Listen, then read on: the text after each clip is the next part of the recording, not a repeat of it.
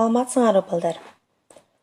Бүгүн мен силер менен 6 класстар үчүн даярдалган физикалык география предметинен географиялык кабыктын курамы жана алардын ортосундагы байланыштар деген темада кененирээк тааныштырам. Ал үчүн силер китеп дептериңерди алып чыгып койсоңор болот. Керектүү маалыматтарды жаза алабыз. Анда эмесе балдар, бүгүнкү сабактын максаты жердин географиялык кабыгы, анын курамы, андагы процесстер, айлануулар, алардын себептери тууралуу маалымат аласыңар. Географиялык кабыктардын ортосундагы байланыштарды салыштырып, өз алдынча тапшырманы аткарууга үйрөнөсүңөр. Географиялык кабык деген эмне? Жердин кабыгы анын чегинде атмосферанын төмөнкү катмарлары, литосферанын жогорку бөлүгү, гидросфера жана биосферанын баардыгы өз ара аракеттенишет жана бири-бирине өз ара өтүүнү географиялык кабык деп аташат. Окумуштуулар географиялык кабыктын кескин чек арасы жок. Анын орточо калыңдыгы 55 километр деп эсептешет. Ал эми жердин көлөмү менен салыштырганда бул ичке кабык. Мына өзүңөр сүрөттөн көрүп турасыңар. Географиялык кабык бул адамдык, коом жашап жана өнүккөн жаратылыштык чөйрө. Башкача айтканда, бул биздин үйүбүз. Бул чөйрөнү сакташ үчүн географиялык кабыктын касиетин жана мыйзам ченемдүүлүктөрүн жакшы билишибиз зарыл. Жазып алабыз. Географиялык кабык төмөнкү касиеттерге ээ. Андагы баардык кубулуш күн энергиясынан улам жашайт жана өнүгөт. Органикалык заттар органикалык эместердин фотосинтез процессинде пайда болот. Анда энергиянын жана заттардын айлануусу дайыма жүрөт. Ал күн энергиясын топтоого жөндөмдүү. Андагы заттар катуу, газ, эриген абалда болот. Бул жерде организмдердин жашоосу үчүн баардык шарттар бар. Ал эми географиялык кабыктын эң маанилүү жалпы мыйзам ченемдүүлүгүнө анын бирдиктүүлүгүн, ритмдүүлүгүн, зоналуулугун киргизет. Гидросфера менен биосфера толугу менен географиялык кабыктын курамына кирет. Муну баарыбыз билебиз. Географиялык кабык андагы катмарлардын өз ара аракеттениши натыйжасында бүтүндүүлүк касиетке ээ. Мисалга алып карасак, бул тоонун бир капталында карагай токойлор кыйылса, жергиликтүү климат эмне болот? Өзгөрөт. Токой жаныбарлары башка жакка болуп кетет. Карагай токойлорунан мүнөздүү болгон металлдар менен өсүмдүктөр жапа чегет. Ал эми топурагыбыз болсо эрозияга учурайт. Ал эми ритмдүүлүккө келип карасак, географиялык кабыктын бир мыйзам ченемдүүлүгү бул. Белгилүү убакыт ичинде ар түрдүү процесстер менен кубулуштардын кайталанып турушу. Мөөнөтү дагы ар түрдүү. Суткалык ритмдүүлүктү күн менен түндүн алмашып турушу түшүндүрөт.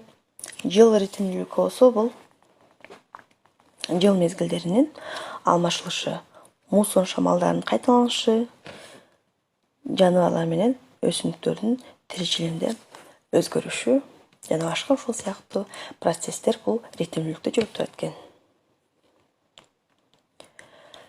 Ал эми атмосферадагы газдар бул суу менен аралашып, жер кыртышындагы тоо тектердин арасына сиңирилет. Океандардын, деңиздердин, көлдөрдүн, дарыялардын беттеринде бууланган суу атмосферада булуттарды, жан-чачындарды пайда кылат. Же болбосо алардын ортосундагы өз ара байланышкан аракетти тынысып жүрүп турат. Алсак, аба менен суу тоо тектеринин жаракаларына кирип, талкалоо процесстерине катышат. Натыйжада тоо тектеринин курамы менен касиеттери өзгөрөт. Ошол эле учурда суу менен абанын өзгөрүшү эмне болот? Байкалат. Дарыя менен көлдөр, жер алдындагы суулар минералдык заттардын аралашышына жана жер бетинин рельефинин өзгөрүшүнө чоң таасирин тийгизет.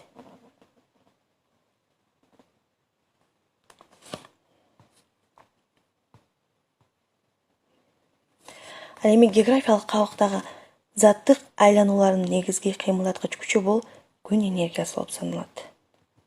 жер шарында тіршілік пайда болғанға чейін 3,5 миллиард жыл мурда жердің географиялық қабығы 3 қана бөліктен атмосферадан, гидросферадан жана литосферадан ғана тұрған.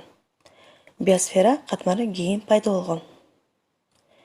Биосфера қатмары географиялық қабыққа чоң тәсір тигізіп тұрады. Демек балдар, табиғаттағы тығыз байланыштарды бұзбай сақтау бұл адамзаттың ыйык милдети.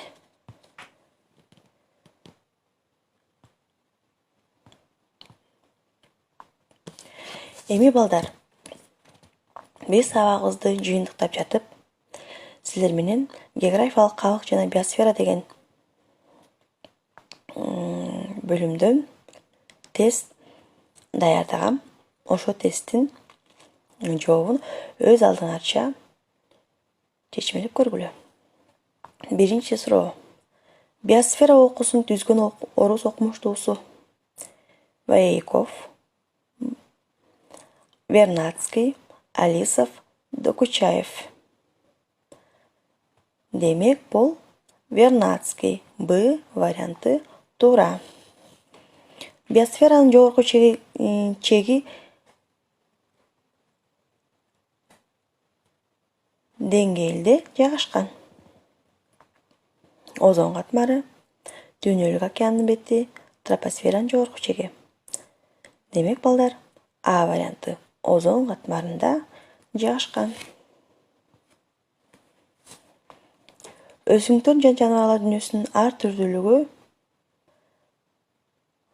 Асы уюлдун экваторду карай, Бсы экватордун уюлду карай, Всы экватордун уюлду көздө өзгөрбөйт.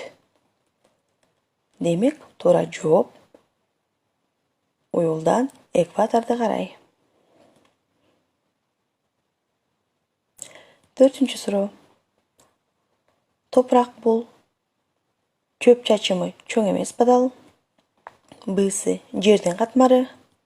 Всы өсүмдүк менен капталган табигый түшүмдүккө жөндөмдүү. Демек, балдар, Всы туура, өсүмдүк менен капталган табигый түшүмдүккө жөндөмдүү. Эми балдар, мен силер менен коштошуп жатып, көңүл бурганыңарга чоң рахмат демекчимин.